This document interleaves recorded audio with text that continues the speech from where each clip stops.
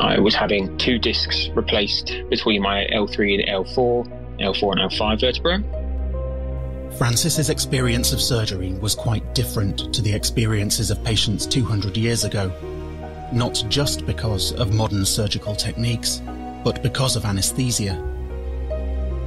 My name is Matthew Heron. I'm a doctor specialising in anaesthesia, and this is Either Or, a podcast about why the history of anaesthesia still matters. I remember feeling the injection. He's like, this will feel quite cold. And I remember feeling the sort of the sensation going up the arm. And I always try to fight the anaesthetic because I'm just that kind of person and I want to kind of stay awake. Francis might try and fight the anaesthetic, but before anaesthesia with ether was first demonstrated in 1846, patients didn't have a choice. Back then, the fastest surgeons could charge the highest prices because their patients were awake. God forbid you have to get your leg removed, and they held you down while they would take 3 minutes to cut your leg off. You had to do it fast or you killed them. It's easy to take it for granted nowadays, but the earliest anaesthetics had their problems.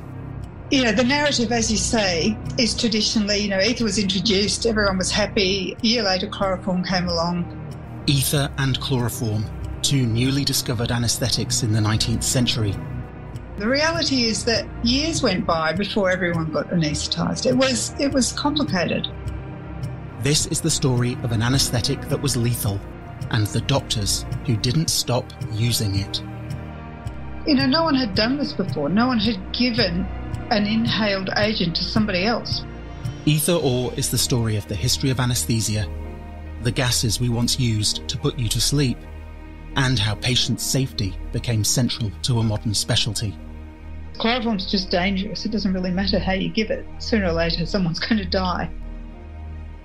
Episode 1 of Either Or premieres on Saturday, October the 16th, World Anaesthesia Day.